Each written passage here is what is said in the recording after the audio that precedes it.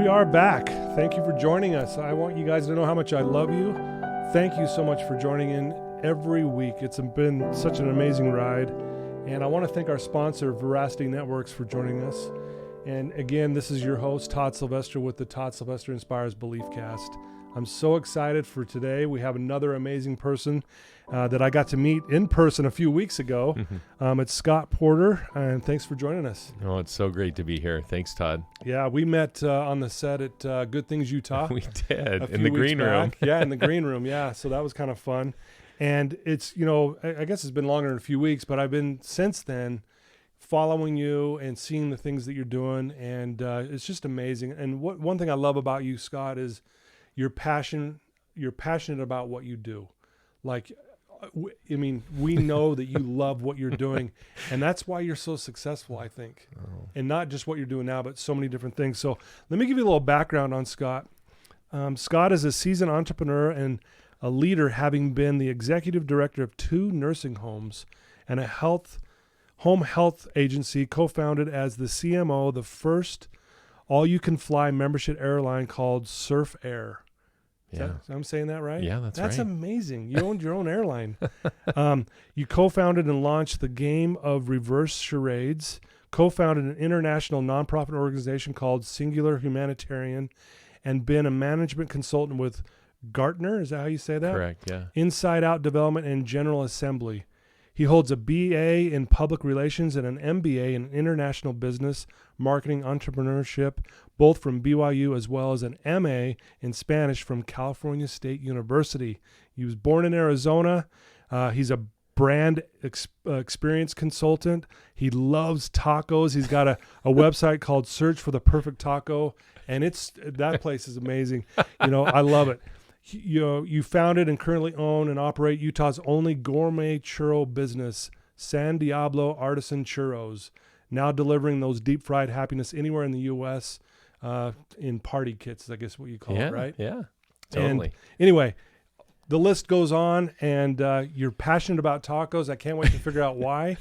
I love tacos too, but I can't wait to see what you come up with there. Well, but maybe next time we meet, we'll meet over tacos. I would love that. Yeah, I would really welcome that. But thank you for joining us, Scott. It's so great to be here. Thank you, Todd. You bet. I love what you're doing, and just honored to be a part of it all. So thank you. Yeah, you bet. Well, I'm excited for our listeners to get to know you better, and obviously then also follow all these great things that you're doing. So why don't we start with, tell us about your childhood and about growing up, and a little bit about your family. Sure. So I actually grew up in Canada. All of my Really? youth was in Canada for 11 years. All of my childhood that I remember was in Lethbridge, Alberta, which is about an hour north of the border from with Montana. And my father's from a small town next to Lethbridge, even smaller than Lethbridge, called Tabor. They're famous for their corn. They're famous for their fresh corn. And we went there. My father started a construction general contracting business with his brother. And so we lived there for 11 years. All my childhood was in Canada. I, however, was born in Arizona, but I did not find out that I was a Canadian citizen until I was like 28 years old. Are you serious? I know. It's the weirdest story. Yeah, that's my hilarious. mom loves this story, but the short version is that I fast forward from my childhood in Canada. I was living in Seattle at the time, and flying into Canada for the first time. Yeah. And all of my other previous times crossing the border, and this was pre 9/11, and so border crossing, you didn't even show ID. Wow. Like you nothing. Just drive across. Yeah, you just drive across. I mean, they stop you and ask you questions, but you just drive across. So I didn't even think that I needed anything other than ID to get on the plane. So I get there and they're like, we need your passport. So I'm like, my passport? I'm going to Canada. What do I need a passport for? And they're like, well, you have to have. I'm like, gosh, that would have been nice to have known right go before I got here. And then this was pre-cell phone too, so this is actually a scary story because do we even remember what life was like then? So I went over to the payphone, remember those? Yeah. And I was just praying that someone would answer, and I called my mom Collect. Remember that? Oh yeah. And so she answers. I'm like, Mom, I'm sorry I don't have time. I'm going to Ryan's wedding in Canada. I need they're saying they'll let me on the plane if you can send them a copy of my birth certificate. They can fax that. I mean, this obviously would never happen now, but yeah. So she's like, well, just tell them you're Canadian. I'm like, but Mom, I'm not. I was born in Arizona. No way. And she's like, yeah, I know. I was there. and I said, okay, well, wait, what? I'm Canadian? Yeah. Why have you never told me this?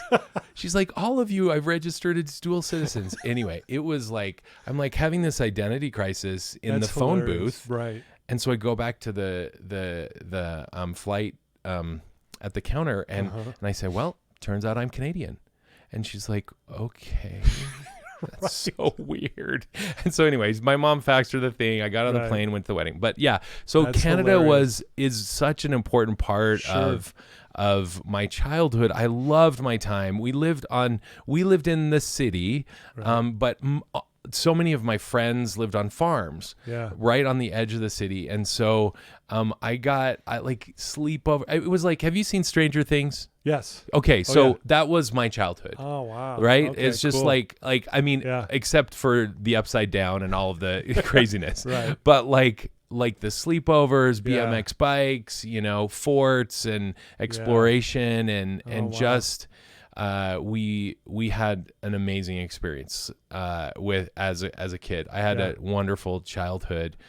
Growing up, best friends across the street. Our families did everything together. Oh, that's cool. It was very cold for a lot of the year. Yeah, that's how I envision. I've never been to Canada, so in my mind, I'm thinking it's cold winter the whole time. Well, not the whole time, but that's like what it feels like. Yeah. But there was really. I remember like Halloween. You get bundled up. It was literally like, I can't put my arms down, like Christmas Story, right? Yeah. Where and then you put your costume on top of your bundled up, and so you look like this Stay Puft Marshmallow Man, like, or walking down the street to get candy. But it was, my childhood in Canada was amazing. Some dear friends and just a wonderful community. Yeah, awesome. So it set the stage for a lot of how we were and what we did as a family. So I'm the oldest, and I have 4 sisters and a brother. Okay. And so almost like 4 of them were born in Canada, and then we moved to the United States when I was 13. We moved to St. George, Utah. Did your parents tell your other siblings they were Canadian, or everyone else knew? Yeah, exactly. Right. My mom seriously loves this story so much. She's like, it's "What so do you?" funny. I still think I just can't even believe it. But anyway, it's a great story. I love it. All of them knew that they were dual citizens, but I was the one with the identity crisis. Yeah, it's funny. They probably just assumed, well, he already knows. Right. Well, so how were you as a kid? I mean, how did you carry yourself? Were you an outgoing type kid, or did you kind of, it sounds like you just, like you said, you had a great childhood, so it sounds like you're just out doing stuff. It was it's interesting to look back, and as I was thinking through preparing for our conversation, I was thinking about the trajectory of my child and how I was at different stages, and I was I grew up with my friends, so I never had to make friends. And so I was like super confident, super outgoing, fun. We were like always on the exploration. We were making forts. We were like exploring the neighborhood. I was an entrepreneur. I created my first business I started was when I was like 9 or 10. I created a neighborhood newsletter. And so I interviewed my friends' parents about their vacation and what they did for work and all these crazy things. And then I typed it on the typewriter underneath the stairwell that was my office in my house in our basement. Wow. And then I sold it back to the neighborhood for like 25 cents, and they got a Xerox. I mean, this is like dating me. I'm sure anyone that's a millennial is listening like, I don't understand those words. Guy talking about? Yeah. So photocopy of the newsletter I sold to everyone, back to everyone. So it was it was always an adventure, everything. Yeah. Games, fun. We played pranks as kids. Yeah. Like, it was just it was a really amazing, so fun. And I think there was an interesting, so when I turned 13, or when I was 13, my family moved to the United States. And we moved to St. George, Utah.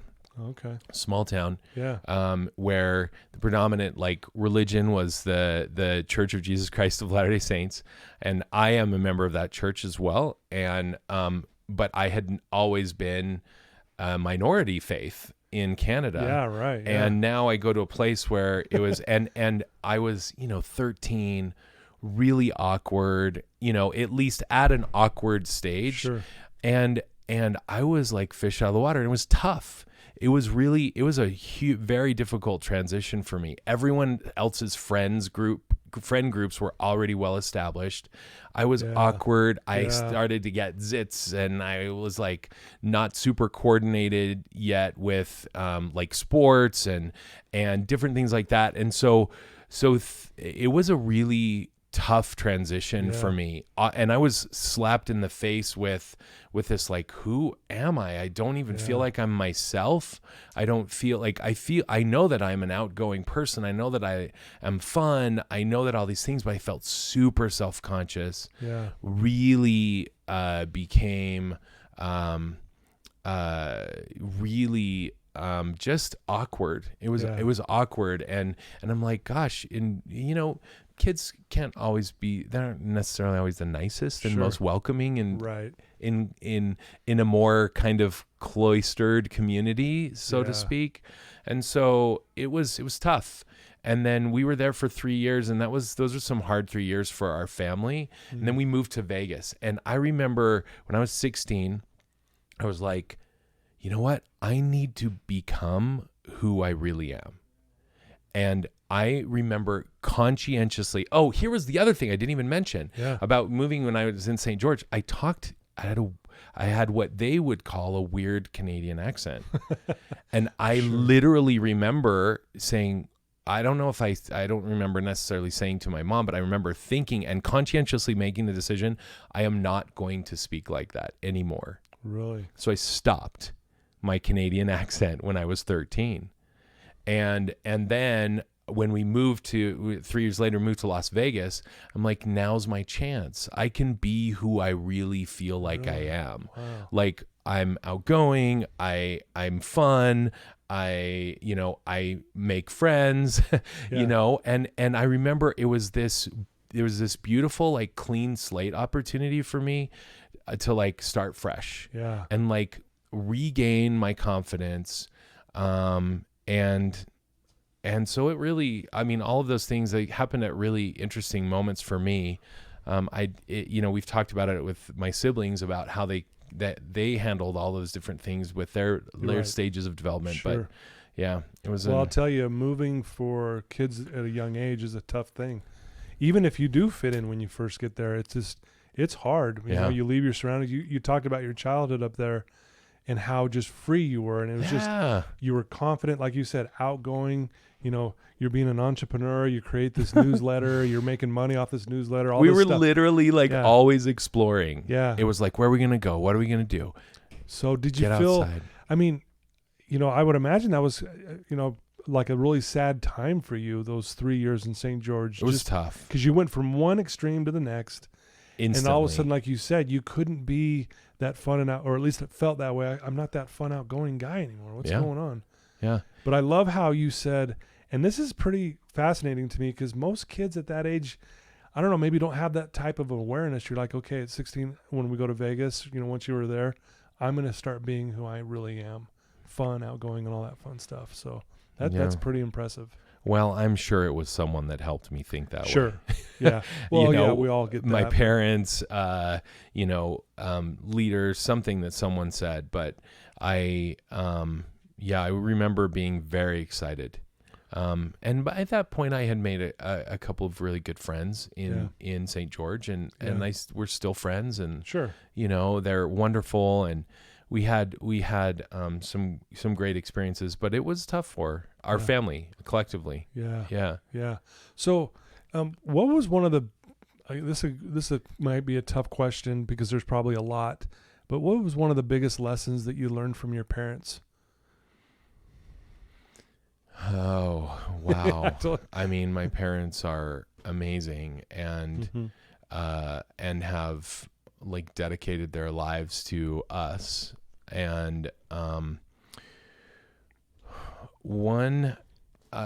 there's a couple of things that come to mind. One is, the value of,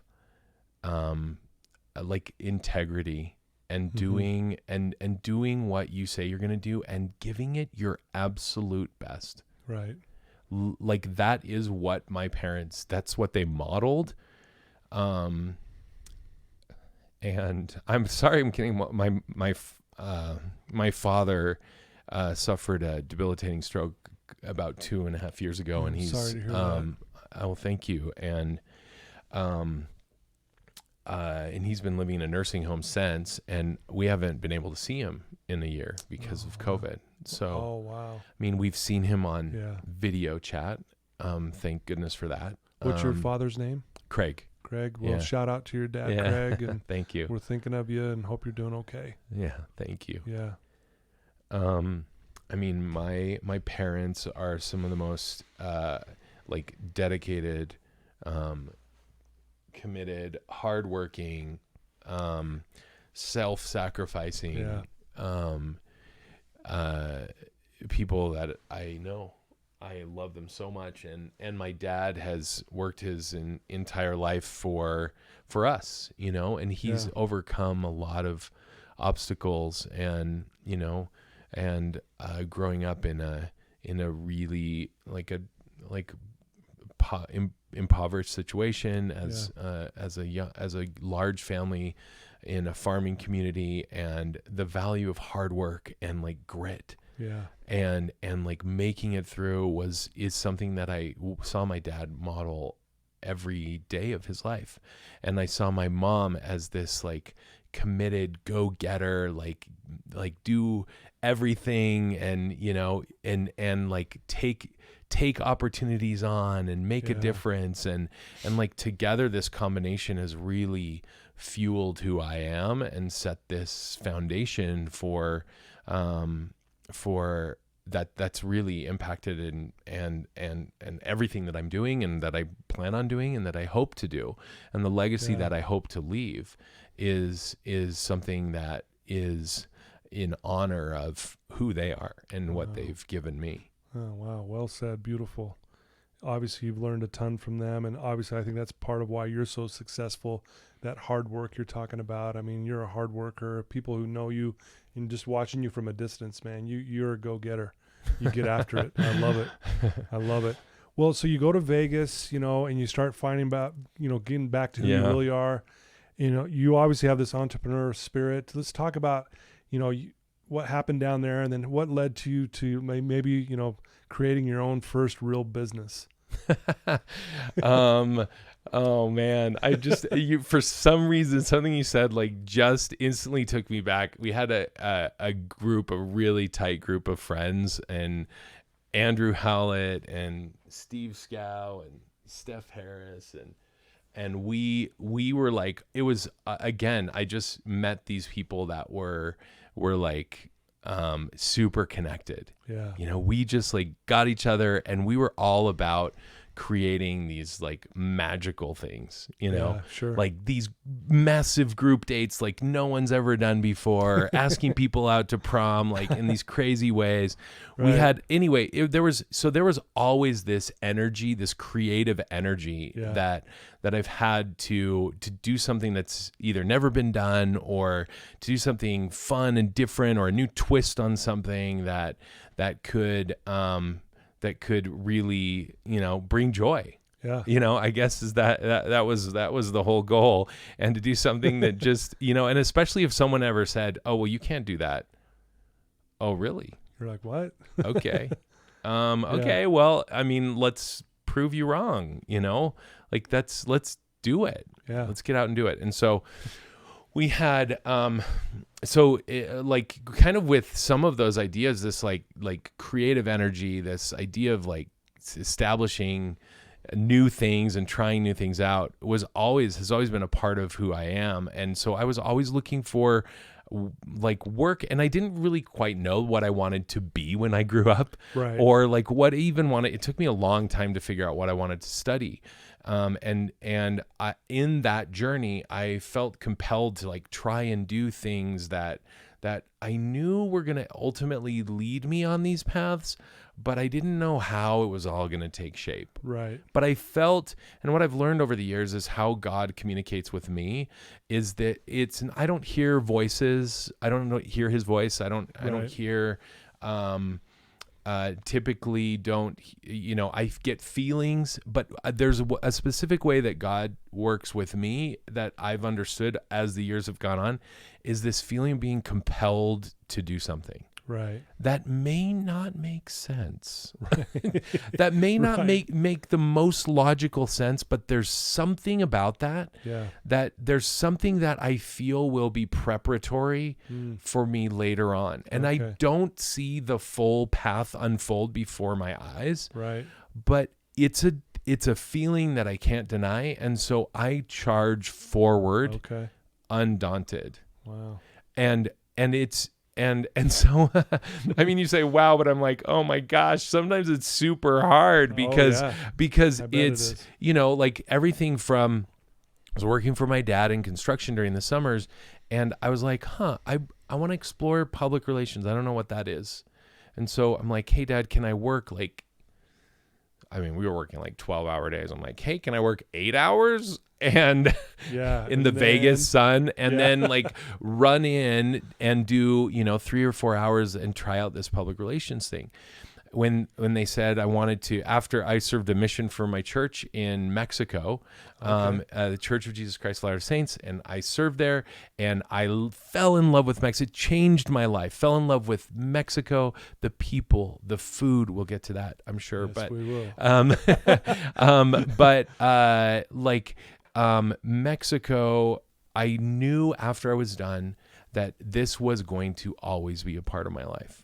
Right. And I didn't know how. But when I got back and I started back into school, and I ended up deciding to study public relations, I was compelled, like we were talking about, to do an internship in Mexico City. There again, this is dating me, but no email. and so I had to like rent those or buy those calling card things to do international calls. Oh yeah. And you remember those? Oh yeah. and so I'm like this poor college student. I'm trying to land this internship in Mexico City is where I wanted to go. Okay. And that's just, I knew that that's where I had to be. Yeah. And I just dogged it down. There were no resources at BYU to help me get there. No one was supportive of that, other than like, oh, sure, yeah, okay, do that.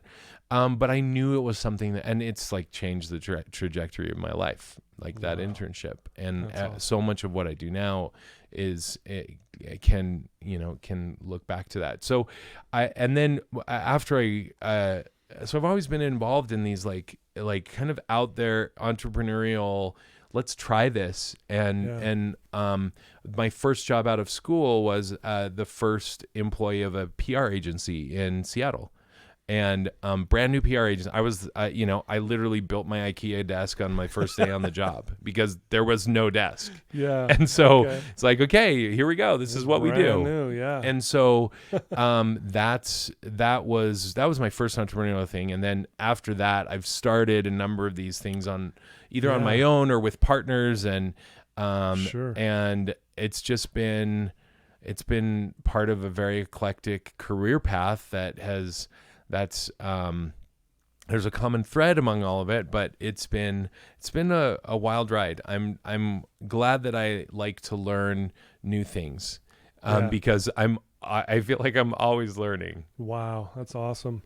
There's so much to talk about here, but I'm really curious about. I want our listeners to get to know more about your singular humanitarian. Talk about that and what that looks like and why you started doing that. Yeah. So there was another defining time period in my life when I had left the nursing home business and just straight up decided I'd always wanted to live in DC. It was kind of one of those compelled. I'd always felt there's something that drew me to Washington DC. Interesting. So I'm I remember I was at the Crown Valley Parkway exit on the 5 in Southern California. I'm I'm moving to DC. Yeah. That's what I'm doing. I don't have a job. Doesn't matter. I'm moving. I know I need to be there.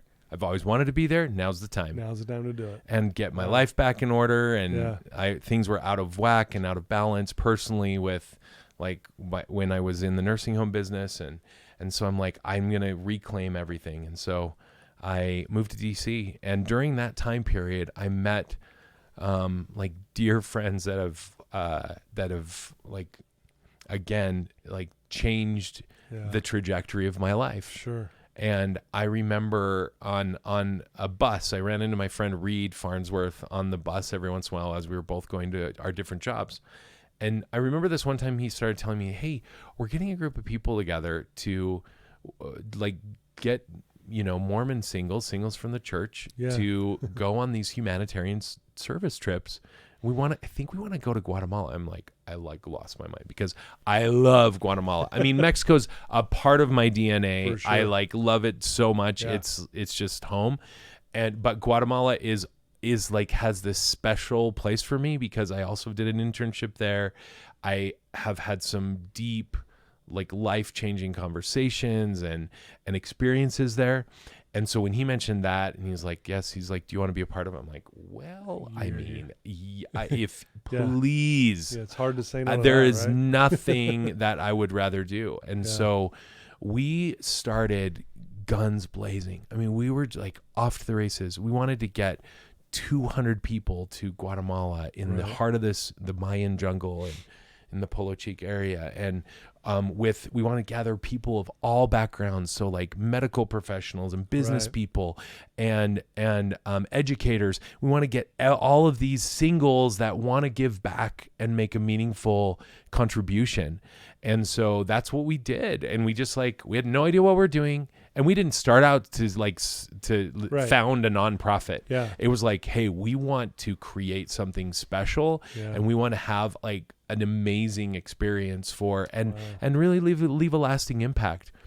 The second we got there, we got 89 people to go with us in the heart of the jungle. We worked with Choice Humanitarian, a phenomenal organization. They have the in-country structure for us to and they've been working in these communities for 10 plus years.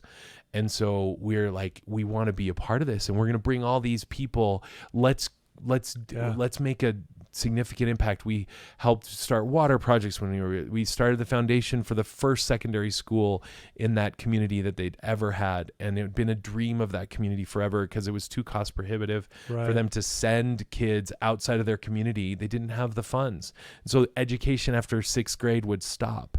And so we did midwife training, we did consulting with the Cardamom Co-op. I mean, there were so many things we did in this week time. And I remember within really, it felt like within hours that we got there, and they had this glorious welcome for us. And felt very unworthy of a welcome. Like, we're just here to work. Like, you don't need to throw us a party. But we're we love you so much already. Yeah. And so I remember we got there after, and it felt like immediately it's like, oh no, we have to do this again. Everyone was like, this is the most amazing experience I've ever had. Yeah. And we were like immersed in these communities and in their lives for even just this short amount of time. But there's something about the Kekchi people, and there's something when you're in this mindset of service that changes your heart and changes your mind. And especially with the Kekchi, they have a phrase. So most of them don't speak Spanish. They speak this Mayan language called Kekchi.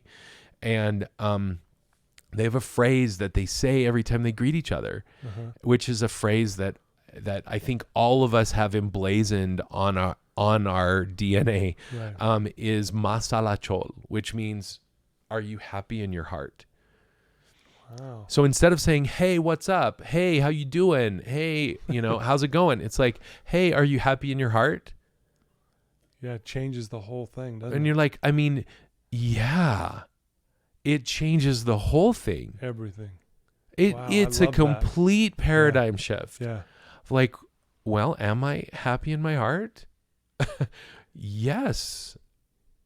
Unbelievably happy in my heart now that I'm here with you, and now that you've changed my perspective on how we interact as human beings on planet Earth. I love that. Yeah. Are you happy in your heart? And it's something that none of us that have been there together can ever forget. Yeah. Well, I love, as you say this, I'm like, I'm going to start asking my kids that, my family, and I'm going to start the first time when my client sits down, I'm going to go, are you happy in your heart? And just see where that goes from there, man. I love that. And I love the other thing you were saying, about the being in a position where you're serving someone else. And I just did a post on this today. Like, if we want something, we give it away, and then you've got it tenfold, right? Usually. So you go there and you're giving away your time, your energy, your love, all of it, right? And you get it back, like you said, tenfold. Not to make this about me, but like when I gave that money away to Lindy at the Lemonade Stand, I was giving it away, and I got my life. So thank you for sharing that. That really was so touching, hearing you say this. And obviously you got emotional a little bit too. But I think our listeners need to understand, I mean, not that you don't understand this, listeners, but the more we can hear about how powerful helping someone else is, even if we're struggling ourselves. And here's something else that happened that I think it was day 2. I was now you got to imagine, I mean, this is like one of the most beautiful places. It's so beautiful. It's like lush green, and like the dirt is this, you have this goldfish with a shark fin. I wish everyone could see your office. The mindset is everything. There's this goldfish that has a shark fin strapped to it. It's amazing. I love it. So it's that color. The dirt is the color of that goldfish. It's this like deep red, orange dirt. It's kind of clay and thick. And we're digging the foundation for this secondary school. I was literally in this trench with Shalise Stevens. And out of the blue, she says to me something that I'll never forget. She just goes, you know what? I think we're the service project. I'm like, whoa. Yep. Yes, we are. And so to your perspective, to what you just shared about like getting something back tenfold.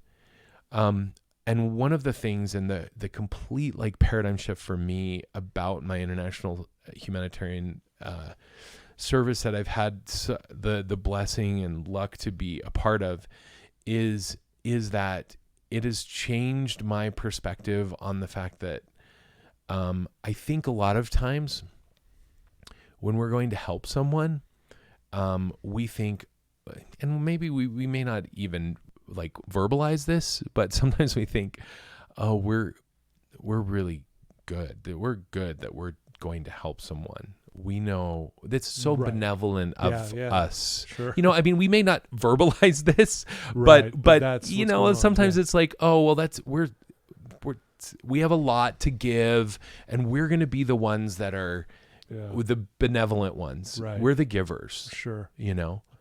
And so what ended up happening that's completely changed my life was this shift of like, you know what? No.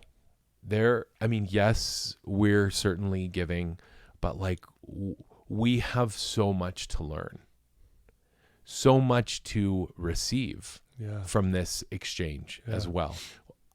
Guess what? I don't have all the answers. Like, I don't know all the right ways to do things. I don't especially I think there's oftentimes an American mindset of like, we do things right.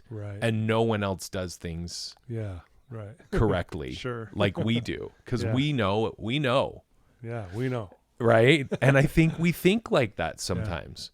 Of course, I'm like such a patriot. I love America. I'm an American citizen first, right? Yeah. I found out I was Canadian when I was 28. but like, I love America so deeply. Yeah. I also think that there is tremendous value in the way that other people do things. And that's what I've been so grateful for in my life, is just this rabid curiosity for other people's perspectives and other people's ways of doing things. And so in that moment, in that trench with Shalise, all of a sudden I realized there's a lot that we can learn from these beautiful people. Yeah. Like where, and Choice Humanitarian works you through this exercise, this mental and spiritual exercise of like, where's your poverty and where's your wealth? And where's their poverty and their wealth? And what you end up noticing in this is that where oftentimes we in a developing like economy or with lots of opportunity and resources, we are wealthy in certain areas and we're poor in areas of love, of community, of connection, and then you see this wealth in the Kekchi. It's like if Juan needs to build a house, like we go help Juan build his house. Like we're not like, hey, you know what? I got 15 minutes and I can be here. I can help you. And then I got things to do. Yeah. You know, it's just this sense of community and love. Yeah. And when you're immersed in that, you realize that like, you know what? There's so much, and we're so much the same all over the world. Yeah. All over the world. No matter what our socioeconomic backgrounds, our cultures, what we eat, language we speak, you know, how we look, it doesn't matter. Like we all need to be loved. We all need to be, all need to belong. We all, when someone falls down and they don't get hurt too bad, we laugh. It's funny, you know, like when there's something that happens that we celebrate, we want to do it with music and dance all over the world. Like that's what we do. Yeah.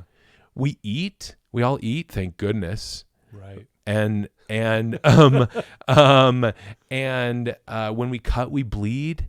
Like this is, I believe that we are so much more alike than we are different.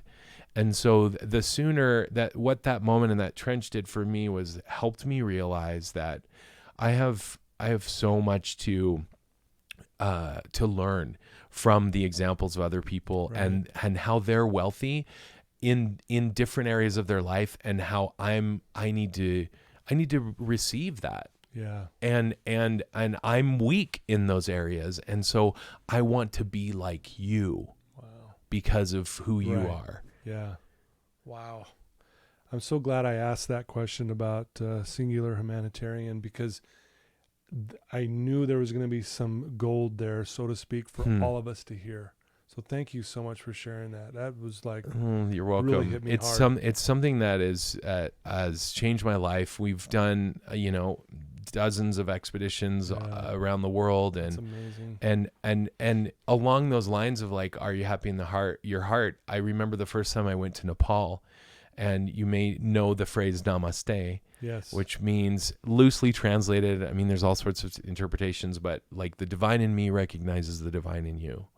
That's what namaste means, or something very close to that. Yeah, sure. And that also, I mean, we could spend hours and hours in lifetime talking about that. Yeah. That idea of like recognizing the divinity in someone else and honoring that. And I think if we truly, truly believe that, it would dramatically impact how we treated each other. Yeah. With kindness and realizing that, everyone's going through their stuff, but yet we all have this divine potential. So how do we honor that in everything that we do? And that is very much a way of life in Nepal. Yeah. And there's a gentleness and a meekness and an honoring sense of that. There's a lot of fun in Nepal as well. Sure. But there is very much the namaste mentality is real. And it goes, and it's so in alignment with this, are you happy in your heart? Like, do you love other people? Right. And are you happy? Wow. That is so well said. Beautiful.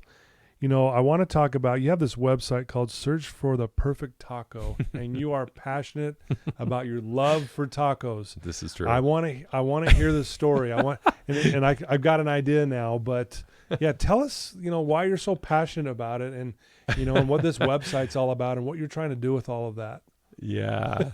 I mean, this is literally like a lifetime of like searching for the perfect. I mean, as you know, because we talked about this, I grew up in Canada, not like this mecca of Mexican food. No. However, my mom grew up in Arizona and was from Arizona. And so she had some of that Southwestern cuisine in what we had growing up. I realized the other day that we had a pet cat, which is very odd because we didn't really ever have many pets, but I named my cat Taco when I was like 6 years old. It was an omen. Like it was meant to be. Yeah. And then I lived in Mexico, and that's just solidified everything. So I've just, love of the food. And then ever since then, I've just been on this lifelong search for amazing tacos everywhere I go. Yeah.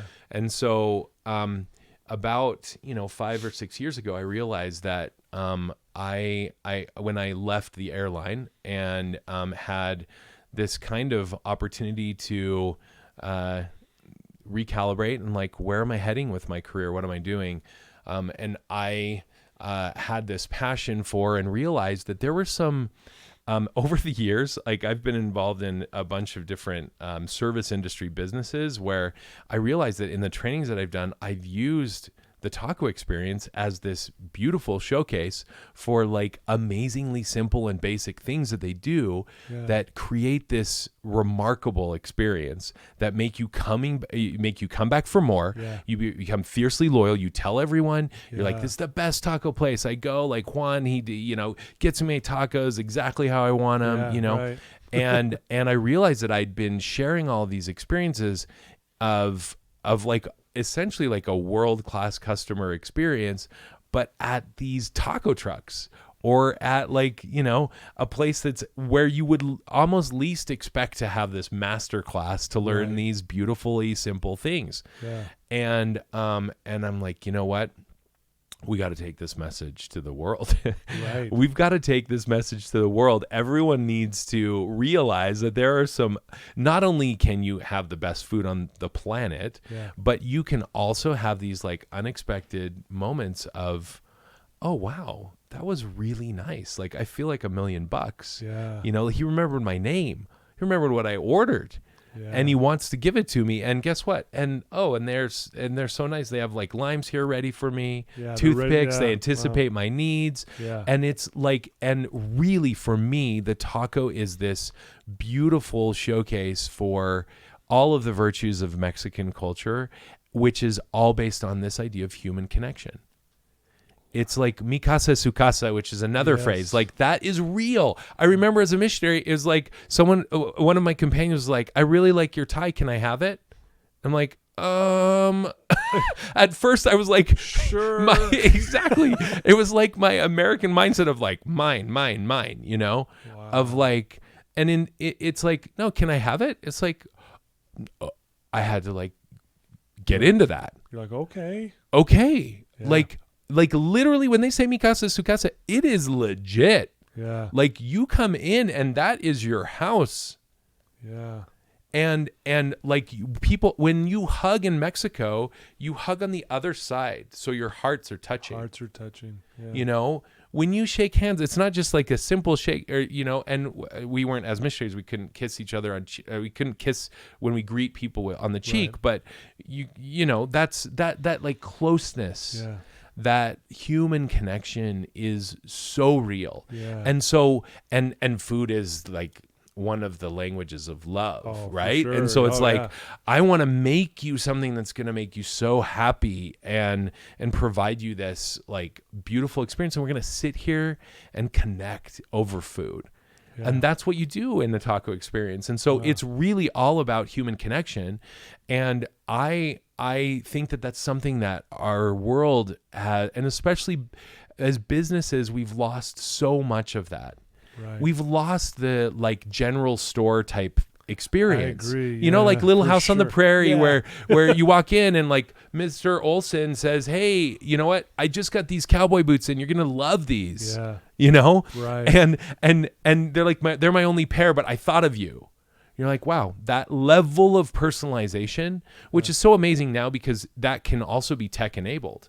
We can get that level of personalization and understanding what people want, predictive behavior. Sometimes it can be off, but there's some great things that can happen. But if every one of our businesses, and if I can help inspire business leaders to incorporate principles and strategies of human connection more deeply embedded into their company culture, and then as a byproduct of that, that company culture where people feel like they're empowered and they're thriving and they're aligned with the mission and values, they will then create this amazing experience, like a Trader Joe's type experience, a Disney type experience, these experience, hopefully a San Diablo type experience where people feel like we care. When you come to us, you feel like a VIP. Yeah. And we ring the cowbell for you. And we say, your kid's so cute. Let me give you an extra churro. Yes. Whatever it is. Yeah. Like that type of level of personalized touch, and where because really our world we're unfortunately, as you know, highest levels of anxiety and depression and unfortunately suicide that we've ever seen in the world right now. Relapses up over 1,000% every month. I mean, you know, it is. And you talk about that human connection, and I got to point something out because you definitely are a man who practices what he preaches. Because a week ago, well, less than a week ago, you sent me some of your churros. And the package it came in with a beautiful thank you. And I'll tell you, it was like, wow, I felt that specialized, you know, general store kind of feeling about it. And I felt connected to you, to be totally honest with you. I mean, not to sound awesome. It's just the truth. And I love that. And so thank you for one. The churros were amazing. San Diablo. Deep fried happiness. Yes, that's what we say. Deep fried happiness. Absolutely. You deep fry it, man. How can it be wrong? But I just want to point that out that it's kind I hear what you're saying. And that's what you do as a consultant, right? You're trying to help these businesses incorporate this back into the game. Right? Yeah, absolutely. And the taco is just the beginning of the conversation. Yeah. It's like, hey, let's go there and we'll get inspired. And then guess what? While you're there, we're going to learn these amazing simple principles and we can help you implement these and figure out, how do you align your mission and values with your team? How do you deeply embed that into their ethos and their psyche and their hearts and minds so that they can then be fully empowered to create that experience for others? Because like we were saying, like that will be a huge differentiator for any business or organization or family. I mean, we all have a brand. We all have a personal brand, a family brand. Yeah, sure. The organizations that we belong to have a brand. If all of us in our areas of influence can just uptick one level of more human connection and more authentic, genuine realness into what we do, we will see dramatic results.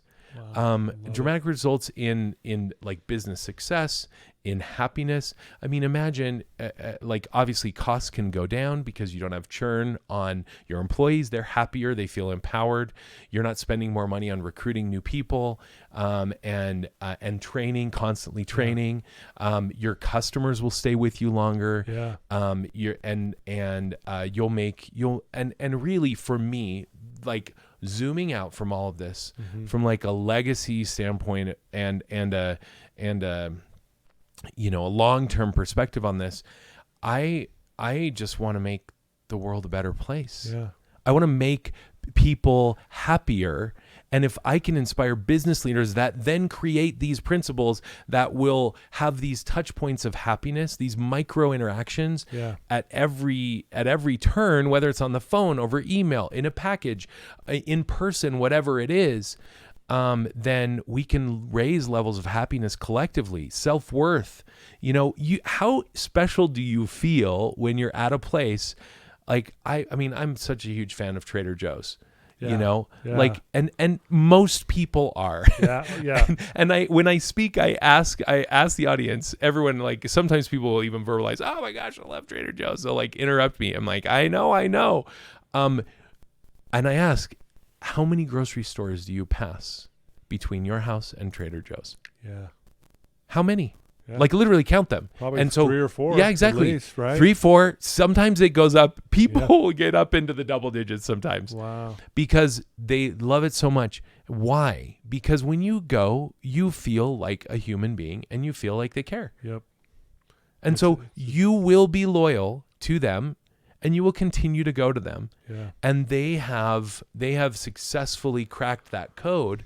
And so as business leaders and leaders in any other area of influence that we have, if we can incorporate these ideals and principles and create systems and frameworks to actually, so like Chick-fil-A, no matter whether you're going to Chick-fil-A here in Salt Lake City or you're in North Carolina, you say thank you and they will say, it's my pleasure.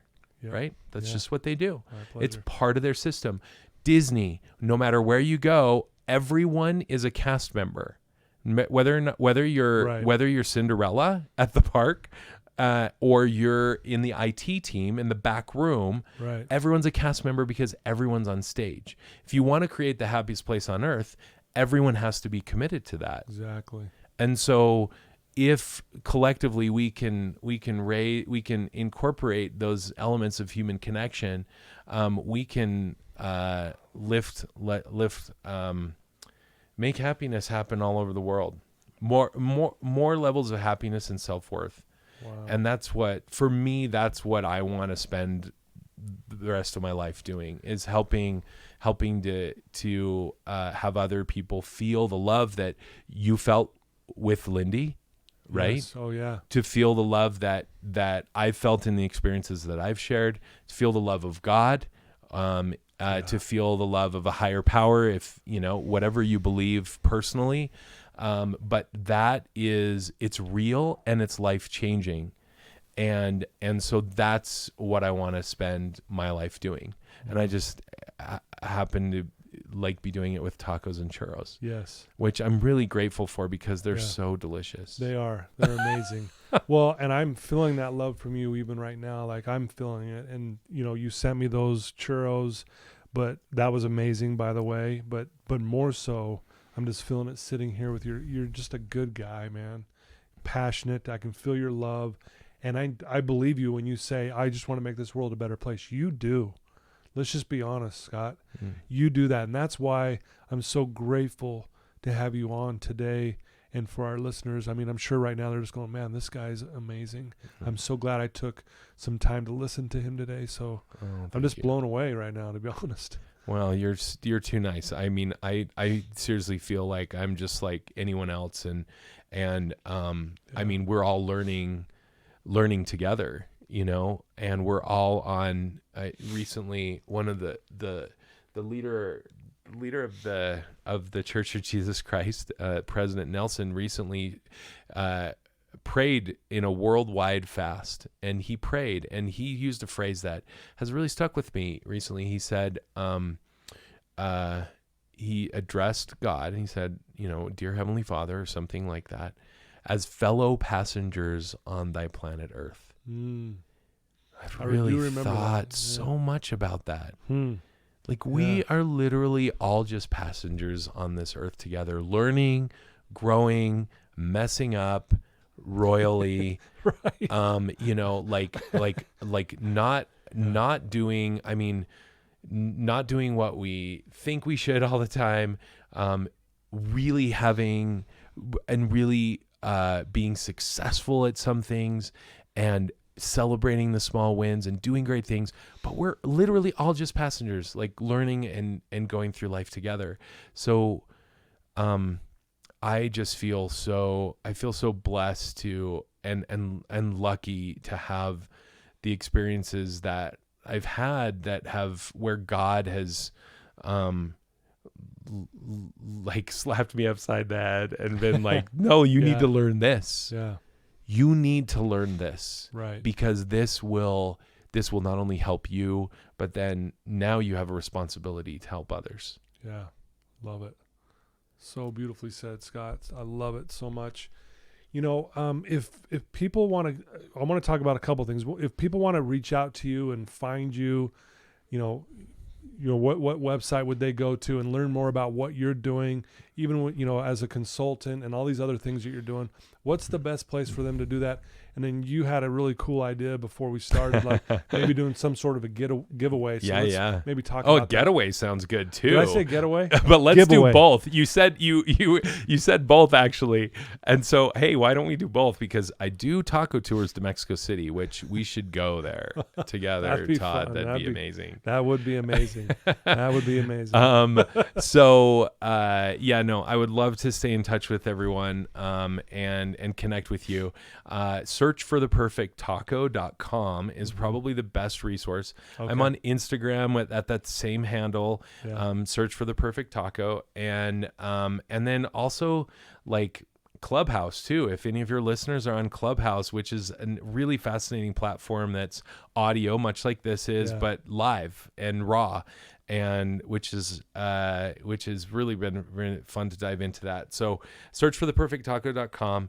And then I'd love to do a giveaway. We have a Churro Maker Diy Kit, and we're soon going to be doing a monthly churro subscription, so you can have churros on the regular, at home. Wow. Yeah. So this is a Churro Maker Diy Kit. It comes with the kitchen gadget to make the churros. You put the dough inside, squeeze it through, put it in the oil, and then we also have the cinnamon sugar, the filling bottle, and everything you need to have a churro party. And so we're going to give that away. It's about a $50 value. Ooh. And so you can find out more about it at sandiablochurros.com is where all the description's there. Sure. But what did we decide? Are we going to do people that you tell me? Yeah, I think what would be great is, maybe through Instagram, because that's usually the biggest, where people engage the most. Yeah. Is that if they'll leave a comment once we post this on, that and that they share your episode with somebody. Okay. And they talk about, hey, loved your episode, shared it with so and so. Yeah. And if you'll just make the comment, you'll be entered in to win this. Yeah. And then we'll let it. We'll select someone. We'll select someone from the I'll commenters. actually let you do that. Sure.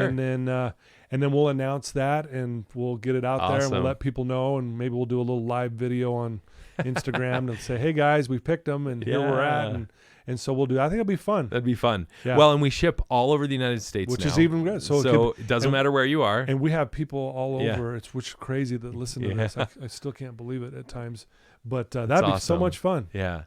Right yeah, on. that's great, and it'll be it's a fun like date night activity, family night. Yeah. Make these churros at home. Yeah, I made them with my nephews and my nieces over the holidays, and I still remember little Harrison's. He's like 4 years old. He has two little hands on the churro, like squeezing the dough through into the oil, and it was a fun time. Yeah. Kids love to play with their food. Oh, absolutely. And they get to make it, and they put it in the oil, and then they get to fill it. cinnamon sugar. It's the whole deal. So it's really fun. Wow. So we'll do that giveaway. Okay. And that sounds great. Comments and everything. Yeah. So. And we'll put that all in the podcast notes when we post it. And so, yeah, I'm excited. This is really cool. Well, Scott, I can't thank you enough for taking some time out of your busy schedule to come sit down with us and share your life with us. My pleasure. I know there's so much more we could talk about, but man, you really touched on some really powerful principles and I think ultimately, I felt your love and passion, and that was amazing. And I know our listeners are feeling that as well. So thank you so much, Scott, for being Todd. you. Yeah. Seriously. No. Well, that's very kind of you. And I likewise am so grateful for the platform that you have and your heart that you share with others and the love that you've shown me in our like brief moments that we've had together, which has been very real. I mean, we've like, I mean, the listeners can't necessarily see us, but we've been like wiping away tears throughout, like way before we started recording. It was just this instant bond, and I'm so grateful for you and who you are and what you've dedicated your life to. And I know that there are thousands and thousands of people that feel the same. Thank you. And I have to say, Scott asked if we could start with a prayer, which we did, and Scott gave this beautiful prayer, and that's probably I think that's probably the first time I've ever had a guest ask that, and that was really cool, really sacred moment there, and I just, again, connection, man, and I'm telling you, in my world, connection's the opposite of addiction, and we're never more fully alive than when we're connected, and I'm feeling that right now. So well, you set up the tone for that.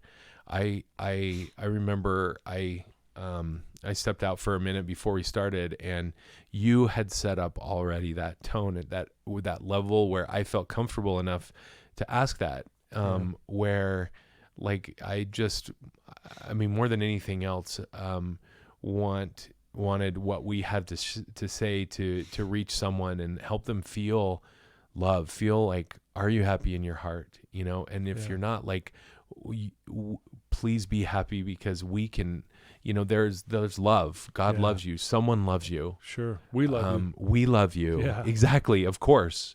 Yes. And there's much more to continually like be active in life and share more and give more. So yeah, absolutely. Thank you for setting the tone. You bet. Yeah. That was well said. Beautiful. Well, there you go, folks. Man, I told you it was going to be another amazing guest. Scott Porter, thank you for listening in on him. Please check this out. Share this with some other people so you can join or be entered to win the giveaway. And but yeah, you guys have been so fantastic. The listeners, your support's been just, I'm just full of gratitude because of all you guys do. So thank you for that. Again, thanks to our sponsor, Veracity Networks. I love you guys. And until next time. Thank you. Thanks, Scott.